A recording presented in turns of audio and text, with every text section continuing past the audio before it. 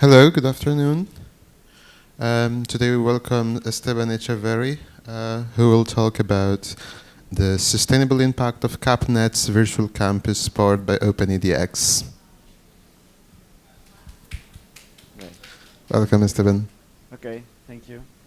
Well, thank you. So today I'm going to share one of the use cases of OpenEDX. Hi. And I want to start with this picture and small reflection. So one of the mottos of this conference this year was breaking boundaries and building bridges. And you will see all along the presentation that this project in particular was it's very well aligned with that slogan, right? So first, let me tell you a little bit what Cap-Net does, right? Cap-Net is a UN agency, depending on UNDP, and so the mission is to global capacity in people and professionals all around the world, in particularly dealing with water management, right? Sustainable water management. So the way they operate is that they are an agents, a small agents, but they do build networks with other agencies, right? So we can call them like a network of networks, right? In different regions of the world. And so they partner with other NGOs, with university, with governmental agencies in different parts of the world, and they focus on different topics that are relevant for each region, right? So they are also they have a clear alignment, and their goals are strictly tied to the UN Sustainable Development Goals, those related with water, water equality, gender, and education, high quality education, right? So how do they got related with the online learning?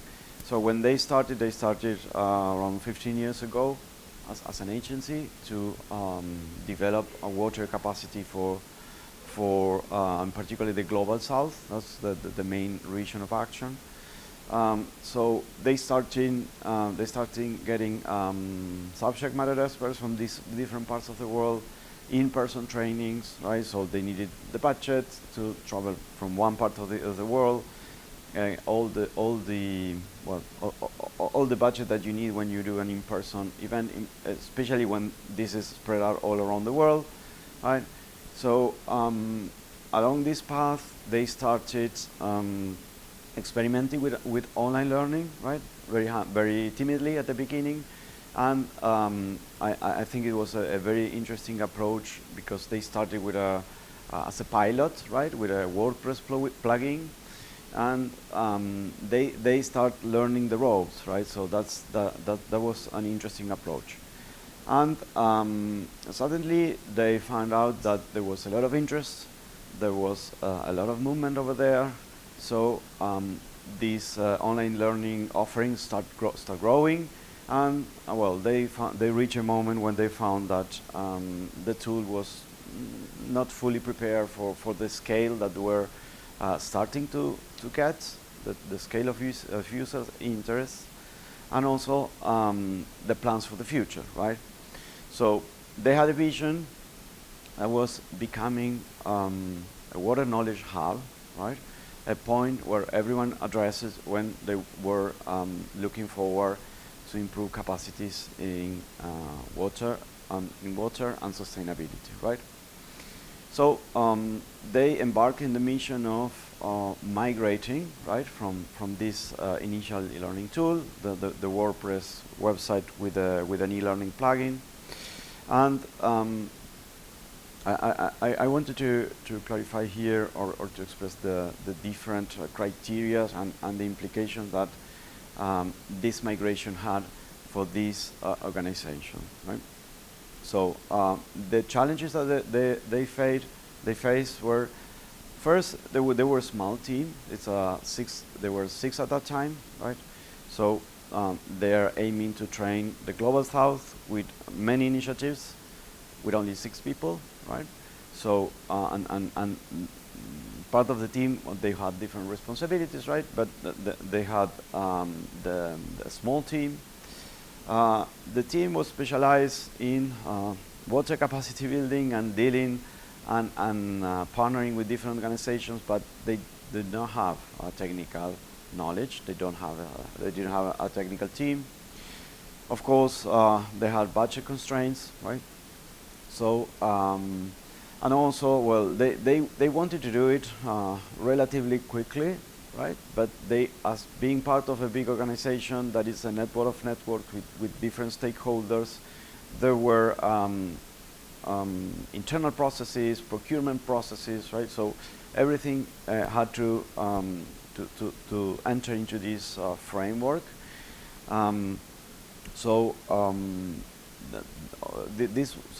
These were the main challenges that they were facing, right? So after the the analysis, they decided that edX was going to be, they thought to be a good tool for this. They taken this path, right? So they started partnering with us, with OLAS Neo, by the end of second half of 2019, that all this process and evaluation and migration was prepared. And in January 2020, we've launched the new virtual campus based on edX. And they had an initial plan of running 10 courses during the first year, 7 of which were re-editions from previous courses that they have already done with the previous platform, right? We helped them reshape the content and all the instructional design that was needed so that those courses were applicable and were working in edX. But that was the plan in January, right? And as in many cases happens, just life puts you surprises in the journey, in your path, right? So after we completed the implementation and we're testing that everything was okay and everything was working, in March 2020, the pandemic hits, and suddenly the dynamic of, well, the plans they had and the dynamic, the reality, transform all the plans, right? And suddenly they found they were in a situation where many other organizations of different sizes, right, started reaching out to them because as the in-person event and all that had to be cancelled, and there were lockdowns everywhere in the world. People started rushing, saying, "Okay, we need an alternative," and they were at the right time with the right tool, right? So this resulted in a huge change in the plan, right? So they went from 10 to 25 courses, right, with new agencies or new partners and new organizations that were eager to deliver all they had planned, but they couldn't in person. So they started to position themselves as this vision that they have, that they wanted to be the knowledge hub for this particular domain, become a reality really soon, right? So this is a snapshot of the global reach that all of these courses had during that first year, right? This is a snapshot of the enrollments during 2020, right? There were around 4,000 enrollments, and well, it's impressive to me, right? Because almost every country in the world has someone participated in one of these initiatives, right? In one of these courses, right? So all along this way, so they changed the platform, and then they started, and we were along with them, partnering with them, helping find this new way, find the new the way the platform worked, right? So they need to learn the ropes for this new case, and they started applying some of their early experience that they have with previous platforms and the experience that they have with the in-person events that they have already having for many years, and they start applying some engagement strategies I'm going to share now. And the important thing here was that this was instrumental because one of the most successful things why this measure took place was because they knew their audience, which is something very, very important. And here's some of the strategies, right? So the way they offer the courses, most of them were self-paced, with limited spots, and also with limited availability, right? All of these courses are for free, everywhere in the world, everyone can enroll, but there were limited spots, there were limited availability, and this was one of the strategies that they took to improve the engagement and to improve the completion rates, right? So another important measure that they took, this came out naturally, but I think it's important to mention is that they had from day one the approach of having multilingual courses, right?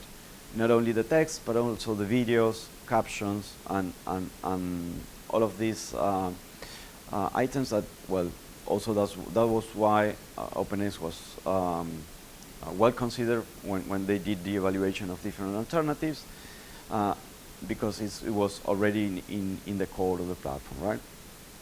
The same accessibility features, and also multilingual video captions. They also incorporated webinars with the LTI integration with Zoom, again to improve the engagement. And they did something very interesting that sometimes in the startup world we hear do things that don't scale, right?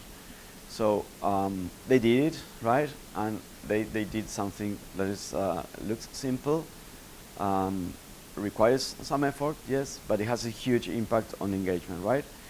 They did follow-ups, right? So who was engaging with the platform? Who was a little bit behind with the questions, with the examinations, with the different activities that they were, right? So at least at the beginning it was manual, right?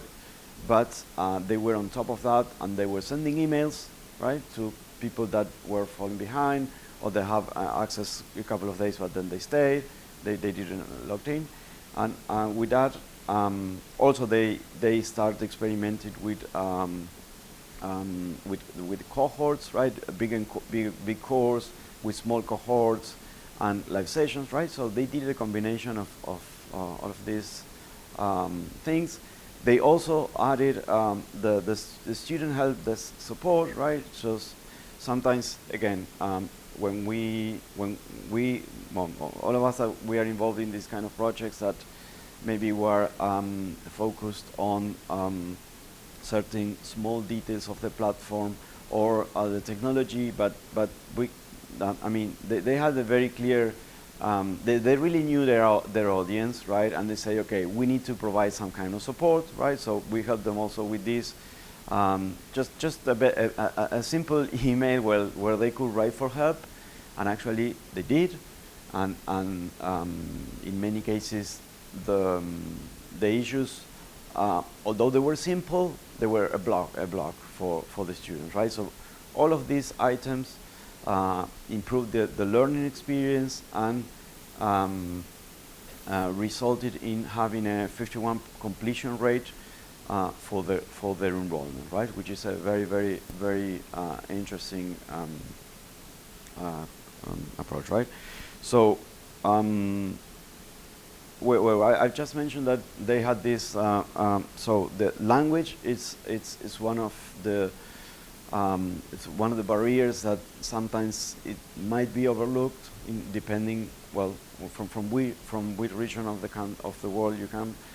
And they even did a course in Chinese, right? That I was also helping them with all the instructional design and uploading everything.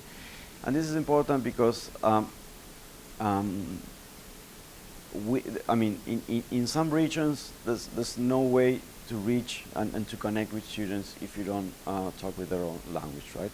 So it was also very important that this came out seamlessly from the platform, and there was, I mean, you just needed to enable the language, and that was it, right? So that's a huge value also. And that was also one of the reasons why at the very beginning, when they were evaluating tools, OpenEdX stood on the top of their choice, because it was essential for them, right? So as they were going along and starting building new relationships with new organizations, new partners, and taking care of all the partnership agreements, and onboarding different projects and onboarding different partners, and they were more comfortable with the content creation and uploading the contents into the platform and doing all the instructional design. So they have a couple of editions of the initial courses. The project or the journey became more complex, right? And started having new requirements, right? As typically has with different projects, in particular projects involving technology, right? So one of the the key requirements were, okay, we are getting funds from different organizations, we are getting support from these organizations, and we need some feedback from that, right? So so they needed feedback in terms of the enrollments, the activity, what was going on there, the different profiles of people from different parts of the world, right? So there we got engaged around September 2020. Well, we developed Panorama. In this case, it was also a very good approach for both for us that we were developing the tool, and for them, because we were hand to hand, and we were not developing something in an abstract field, but with concrete needs that help us both develop a solution for their problems, right? Not a solution that needed to look for some problems to address, right? So this helped them consolidate lots of Excel files, macros. They incorporated also the activities from previous years from in-person events. They did a consolidation. And also, well, they were able to aggregate the information and use different filters, right? Also, they were able to this is something that was very, very requested, right, from different members. They wanted to know the engagement, right? What is going on? Are videos popular or not popular? People are logging in, when they are accessing the platform, when are doing this and that. Well, we help them with that, right? So,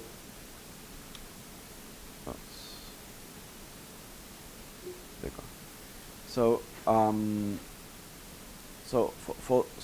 that again, in this context of this non-profit that they many times struggle to get funds to run their initiatives.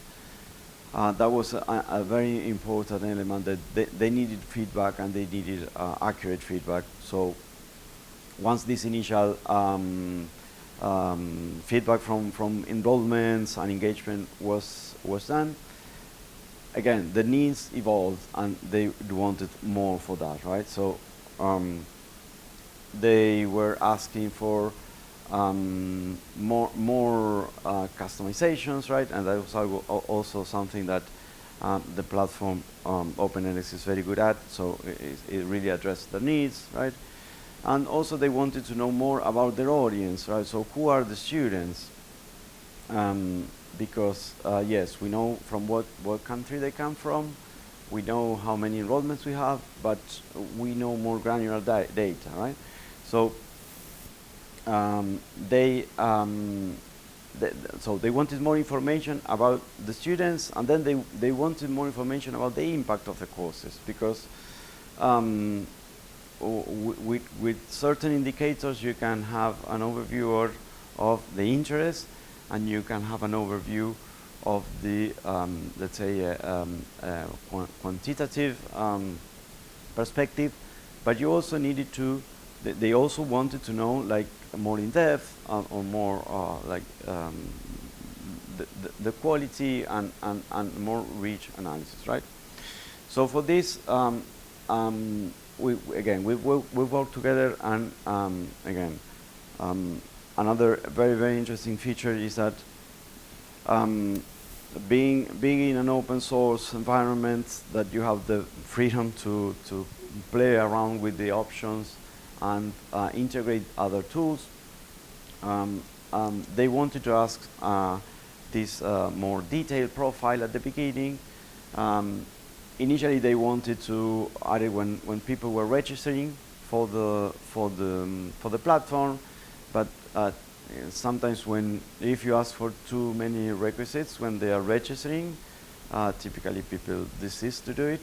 So we worked together, and we decided, okay, let's leave the registration as it is, and then let's add an advanced form within the course, right? And this was set out as a prerequisite. So if you wanted to go to access the course, first you needed to complete your profile, right? And here they were interested in knowing whether they were working for another organization, if they had a regional role or local role, national, whether they were from the private sector or government, right? So those were the profile indicators that they were looking for.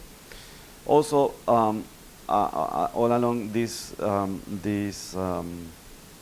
path, these kind of requests also evolved as the courses went by and the years went by and they had the experience, right? So initially they had some questions, but then they say, okay, but how about adding one more question? Yes, okay, you can do it. The ideal situation is to change the questions maybe once a year, because so that you can compare with different courses. Yes, so we need one more question, but it's a conditional question, right? Which seems just one more question, but the logic of the system is not the same, right? So what we had to do is we had to explore other tools to be integrated, and well, finally we used Line Survey as an advanced form. It's also open source, and we had to rework on this integration and make it work. And that was again also possible due to the flexibility and customization that Open edX provides. So as a result, let me see if it works, right?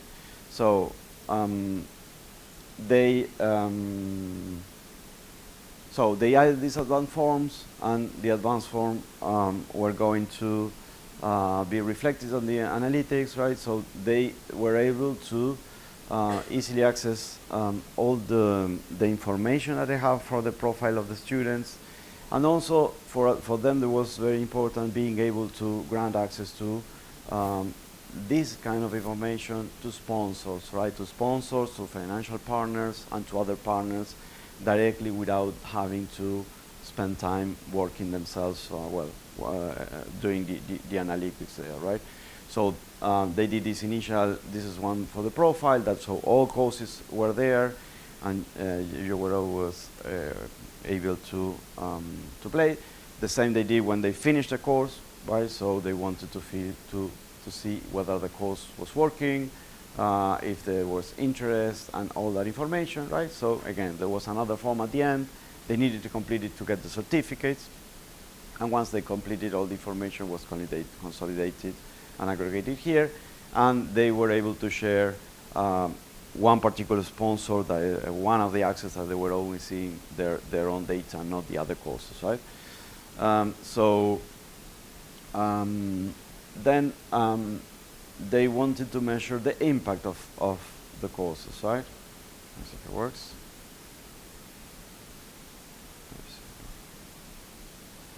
So to have a sense of the impact of the course, what they decided is they took one other additional survey 6 months after the course was finished, reaching out to all of those users that were that had completed the course, and they've asked them, okay, have you used what you learned here? Have you applied this?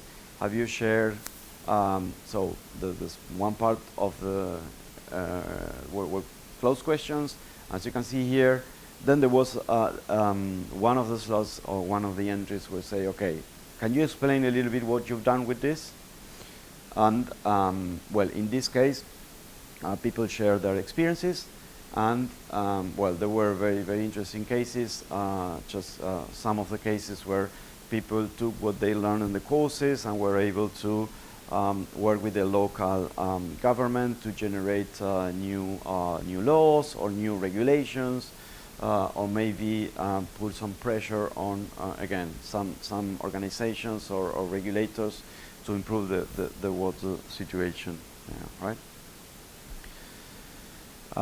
So all along this journey that nowadays I think is 4 years and a half, more or less, they have the Cap-Net as an organization running the courses on edX. They have they have great achievements and impacts, right? So the stories of change were these experiences where they have feedback from the people, what they've done with what they've learned. All these elements that we've been sharing, so they help them with their narrative to fund new projects, right? Because they have very detailed and very concrete information and easy to get. Then they even had some impact because in many they received feedback and stories and testimonials that in many cases they changed some of the students, as some topics have to be specialized. They were university professors, so then they changed the curricula of their own courses in their own universities, thanks to the new knowledge that they acquire in these courses, right? And also they had this possibility of we call personalization at scale, that they were accessing the data and very at hand, let's say, and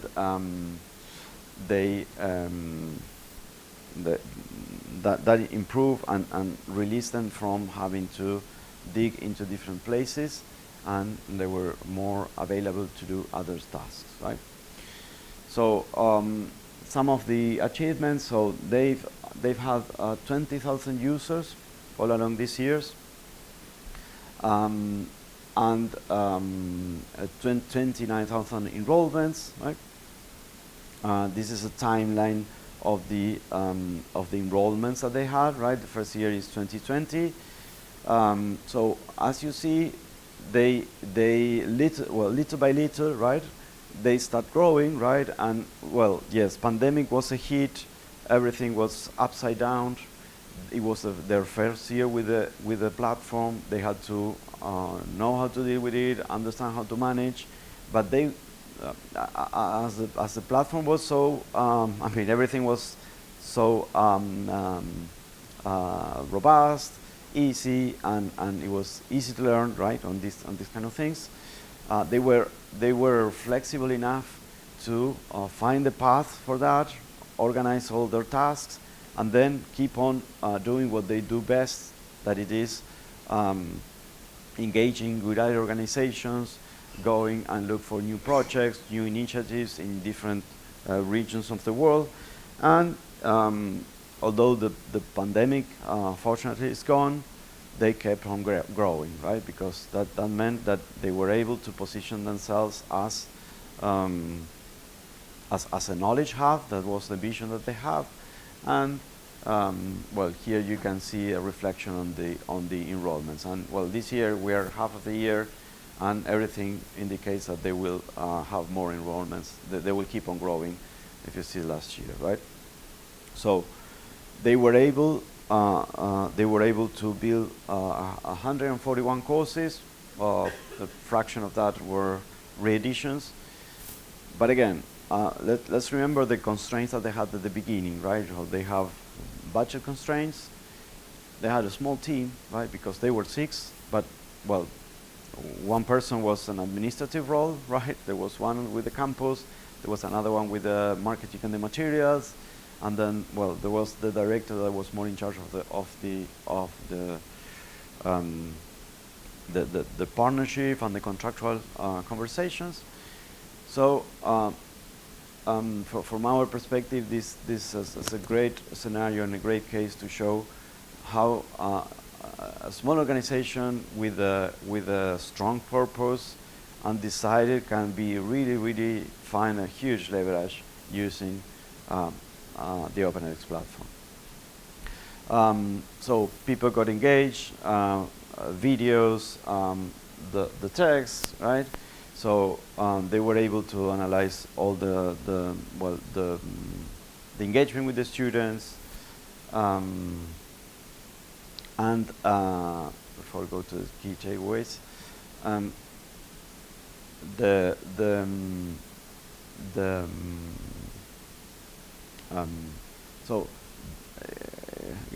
going back to the part where they knew their audience, right? So they also had to adapt all along this way, because there were cases where, well, some of the contents were not suitable for the lack of connection or poor devices, right?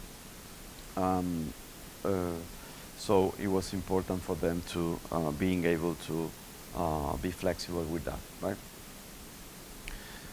So some of the takeaways from this case or from this experience,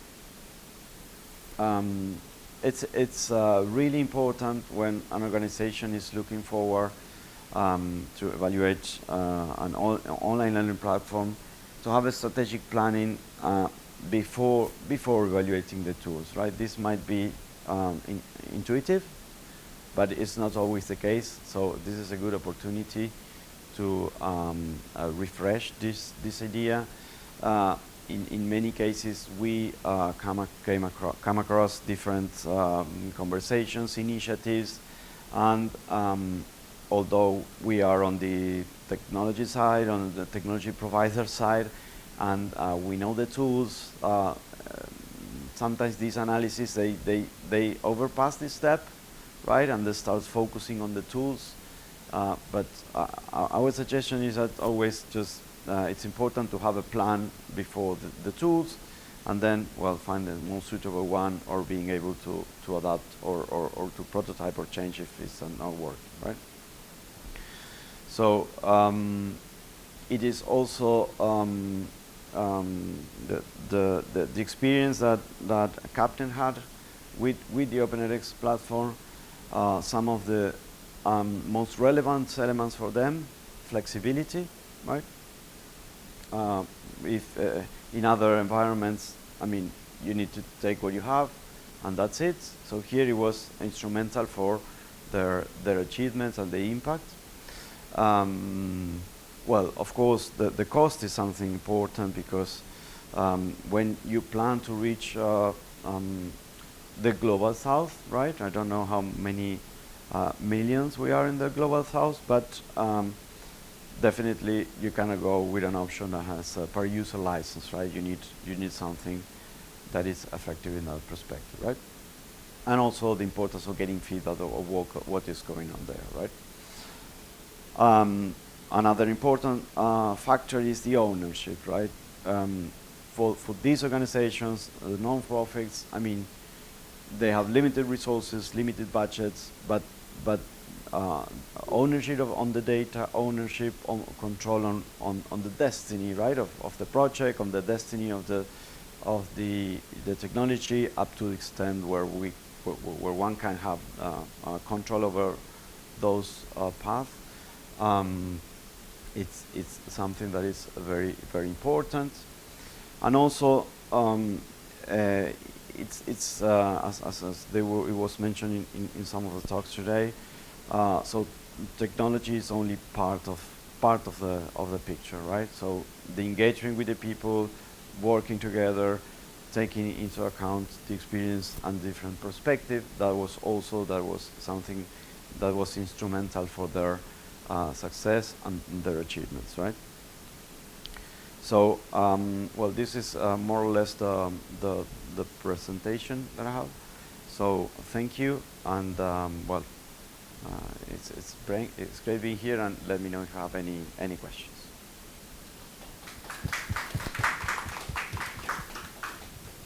Thank you, Esteban. Any questions?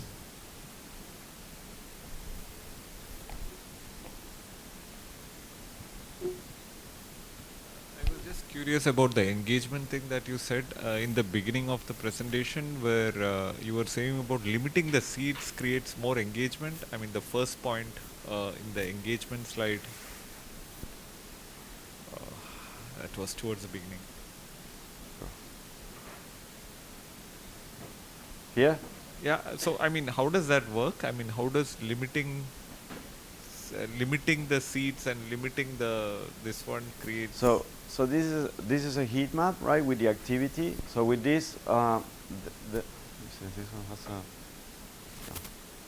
So these are the days of the week, right? Sunday, Monday, until Saturday. This is 24 hours. So the darker ones are when there's more activity, when students access the platform. So with this, what you can see is, okay, which are the, for example, in this case, Fridays seem to be more, with more activity from students. Saturday they enter in the morning instead of the night, right? So this is a good indicator to know when students are accessing the platform, accessing your courses, right? This is an aggregated, but you can also just search for a particular course. And this is, again, this is input that you get, feedback that you get, not filling out the survey, but identifying the data. And I mean, you don't need to ask the student when do you access the platform to get the resources or to read or to study, because you see here, and then this is useful if you have a new edition to do adjustments on schedule or, well, different indicators, right? Did they do anything specific to create engagement at a specific level of the course? Sorry, did they do anything specific as a university or something to create engagement at a certain point of time? Or generally the data is coming in and then No, so what they do, so their main goal is help as these, all of these are self-paced courses, and the audience is just people from the community, right? So they have like these different engagement strategies I mentioned, and their goal is they finish the course, right? So let me give you another example that was interesting.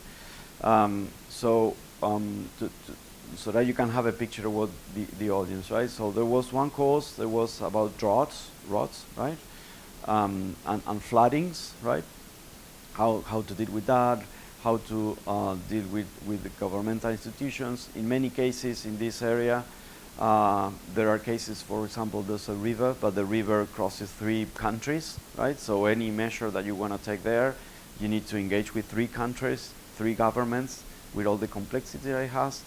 So there was one student that was taking this course, and as part of the engagement strategy, the courses had a start date and an end date, right? So there was this course about floodings, and it was very popular in many African regions, because one of the sponsors was from Africa. So the course ended, and 3 months later we received a request in the help desk, in the student help desk, from student that was not able to finish because he actually had a flooding in their region, and he had to move like 500 kilometers, and he still wanted to continue with the course that was already closed to get the certificate, right? So with this example, what I want to share is that this really has an impact in the people, right? But also you need from the technology part on the pedagogy design, instructional design. You need to combine the elements so that this really has helped these kind of initiatives and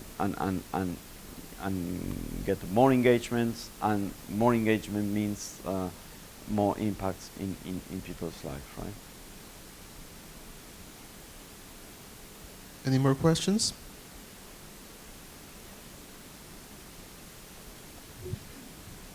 You mentioned that the courses are offered in multiple languages.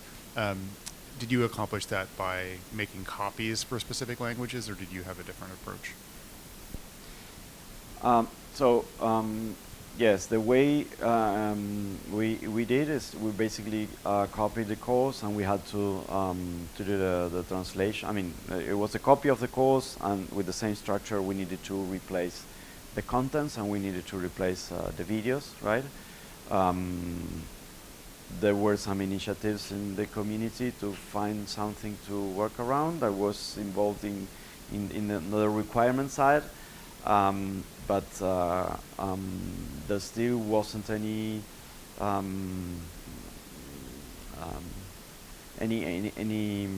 initiative that was being moved forward, right? So there was one from Wikimedia Foundation that they intended to do something like that, but had like an external component that was another thing, so it was not. But as I was mentioning today to one of the ladies here in lunch, this is still a requirement, so we'll keep on pushing, and probably, well, one of these AI features that we're all experimenting probably will be useful to solve this issue, right? Because it's really time consuming, and also there's another issue, there's a room for improvement, is that remember there was the Chinese course there, right? So this, the course, there you go, right? So they had the blueprint. The blueprint was in English. This course was, the course was originally in English. This was provided in Chinese, French, and English. Oh, sorry. So there you go. So when they send the blueprints to the translators, the Chinese translators, did the blueprint had some hyperlinks within the text in the HTML. They sent the blueprint to the translators. The translators thought that it was a great idea to translate it in Excel. So when they came back, say, okay, here's the feedback. Here's the code, the translation of the contents. So each paragraph in Word was an Excel cell, but the problem was that in Excel, in Word, one word had a link, but then in Excel there was no link, or the link was actually the whole cell. So, well, we had to dig with a automated translator to identify where was the word that needed the link, right? So.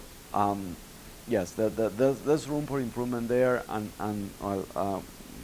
we have a lot of experience with this kind of course, especially when it's the same course that needs to go with different courses.